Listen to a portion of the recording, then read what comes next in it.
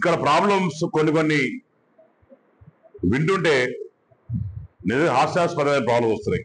ఈరోజు ఒకడు వచ్చారు రాజగుండేరు నుంచి.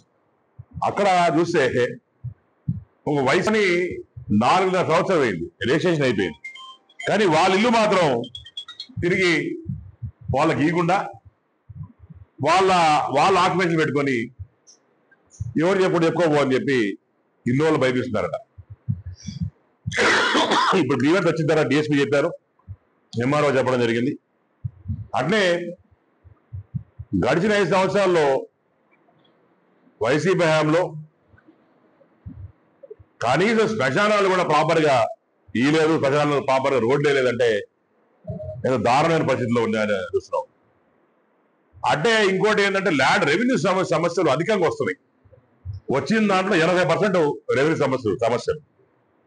ఆ రెవెన్యూ సమస్యలు ఏంటంటే 2011 వరకు ఒకరి పేరు మీద ఉంటే 2022కి వాళ్ళు సంతకం పెట్టకనే ఏం చేయకనే రెవెన్యూ పరంగా వేరే వాళ్ళ పేరు అయిపోయింది. అసలు ఎలా చేశారో ఏం జరిగింది అనేది అవన్నీ కూడా అవి చూస్తారు. అట్నే పూర్వం ఉన్న డిప్యూటీ తహసీల్దార్ సుధీర్ అనే ఒక అబ్బాయి ఉన్నాడు.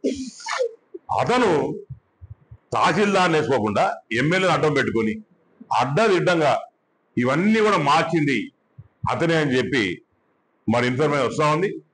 మేము కలెక్టర్ గారికి అట్నే కన్సర్న్ మినిస్టర్ గారు రిక్వెస్ట్ చేస్తాను, దయచేసి ఇలాంటి అవినీతి చేసిన ఈ సుధీర్ లాంటి వాళ్ళు ఎవరైతే డిప్యూటీ తహసీల్దారు ఉన్నారో అతను కూడా ఇక్కడ వేస్తా చెప్పారు. ఇప్పుడు వరదేపాలెం చేస్తా చెప్పారు. దయచేసి నేను ప్రెస్ మీడియా ద్వారా కోరుతున్నాను, ఇలాంటి అవినీతి చేసి పాల్గొనే వాళ్ళు కానీ మళ్ళీ వేస్తే ప్రభుత్వానికి చెడ్డ పేరు వస్తుంది. తద్వారా సీఎం గారు కూడా ఎన్డీఏ ప్రభుత్వం గారు సీఎం గారు కూడా చెడ్డ పేరు వచ్చే అవకాశం ఉంది. కాబట్టి దయచేసి ఇలాంటి వాళ్ళని ఎక్కడ వాడుకోవాలో కలెక్టర్ ఆఫీసులో వాడుకొని ప్రాపర్ ఎంఆర్ఓస్ వేసి ఇలాంటి అన్ని దూరం పెట్టాలని చెప్పి కోరుకుంటున్నాను. అలానే మొన్నటికి మొన్న నేను సబ్ రిజిస్ట్రార్ కార్యాలయానికి వెళ్ళి సబ్ రిజిస్ట్రార్ లంచాలు తీసుకోవడానికి పెద్ద ఇష్యూ చేసిన తర్వాత ఇంకా కూడా సబ్ రిజిస్ట్రార్ని మార్చుకోవడం పోవడం అనేది చాలా బాధాకరమైన విషయం. నేను తమ ద్వారా ప్రెస్ మిత్రుల ద్వారా కన్సర్న్ డిపార్ట్మెంట్స్ కి రిక్వెస్ట్ చేస్తున్నాను, యాజ్ సూన్ యాజ్ పాసిబుల్ ఈ సబ్ రిజిస్ట్రార్ని తొట్టంబేడు మార్చాలని చెప్పి ప్రెస్ మిత్రుల ద్వారా కన్సర్న్ డిపార్ట్మెంట్ కోరుకుంటే, ఎందుకంటే ఫోన్ చేసి చెప్పడం జరిగింది, ఇంకా కూడా వాళ్ళు చర్యలు తీసుకోలేదు. ఎందుకంటే మళ్ళా నా క్రెడిబిలిటీ మీద అనుమానం వస్తుంది. అతని ఏదో బయటిచ్చి మళ్ళీ ఏమిటి చెప్తారు, పేరు ఏం డబ్బులు తిన్నానో తిరిగి మళ్ళీ అక్కడ వేస్తున్నానో ఇలాంటి మాటలు మాట్లాడు. కాబట్టి నేను ఏం చేసినా కొద్దిగా ఓపెన్ చేస్తానని చెప్తాను. దయచేసి కన్సర్న్ డిపార్ట్మెంట్ కన్సర్న్ మినిస్టర్స్ కూడా మేము రిక్వెస్ట్ చేస్తాను, తప్పకుండా ఈ సబ్ రిజిస్ట్రార్ తొట్టంబేడిని ఇమీడియట్ గా మార్చాలని చెప్పి మేము ప్రెస్ మీట్ ద్వారా ప్రెస్ కూడా రాయండి అని చెప్పి మీ ద్వారా కోరుకుంటాను. థ్యాంక్ యూ అనడం. మహానాడు 43వ మహానాడు లంకలో సీతమ్మ వారిని ఆ రోజు రావణాసుడు తీసుకుపోయి పెట్టుకున్నట్టు జగన్మోహన్ రెడ్డి అనేటోడు రావణాసుడు లాగా అదే లంకలో జనాలందరూ కూడా పెట్టుకొని భయపిచ్చి ఫ్రాక్షనిజంతోని భయంతోని కక్షలతోని వాళ్ళ మనసులో ప్రజల మనసులో భయం నింపేసి పెట్టిన తర్వాత చంద్రబాబు నాయుడు గారు అనే రాముడు వచ్చి ఆ లంకా దహనం చేసి కడప ప్రజలకు విముక్తి కలిగించి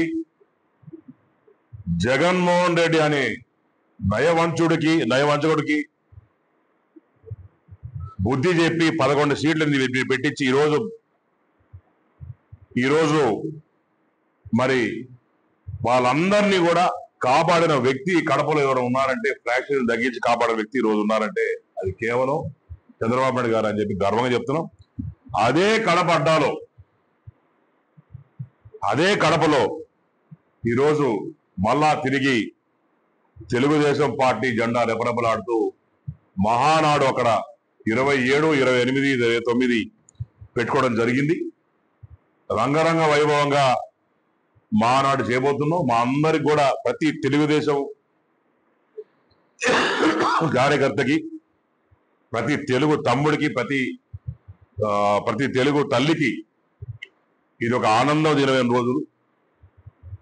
ఈ 3 రోజులు మరి ఉండే ఫస్ట్ అండ్ సెకండ్ డే మొత్తం తెలుగుదేశం క్యాడర్ ఎవరైతే ఉన్నారో, మండల్ పార్టీ ప్రెసిడెంట్స్ కావచ్చు, క్లస్టర్స్ కావచ్చు, యూనిట్స్ కావచ్చు, బూత్స్ కావచ్చు, కమిటీ మెంబర్స్ కావచ్చు, అందరికి ఇంక్లూడింగ్ కేఎస్ఎస్ ఎవరైతే వేస్తున్నామో వాళ్ళందరినీ కూడా మరి ప్రెస్ మీట్ల ద్వారా మనస్ఫూర్తిగా ఆహ్వానం తెలియజేస్తున్నాం.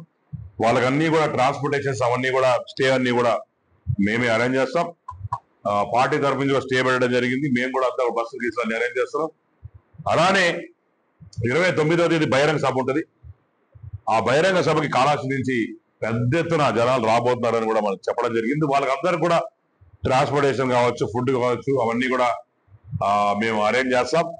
ఇక్కడి నుంచి 2.5-3 hours కాబట్టి ఎన్ని వేల మంది జనాలు వేల మంది కంఫర్టబుల్ గా బస్సెస్ అరేంజ్ చేసి అక్కడికి వెళ్ళి తీసుకొని అన్ని మీటింగ్ అంతా అయిన తర్వాత, చంద్రబాబు అంతా మీటింగ్ ప్రసంగం అయిన తర్వాత మళ్ళా వాళ్ళని తీసుకొచ్చి జాగ్రత్త వాళ్ళ ఇంట్లో చేర్చే వరకు మా నాయకులు నా బాధ్యత అని చెప్పి తెలియజేసుకుంటూ తప్పకుండా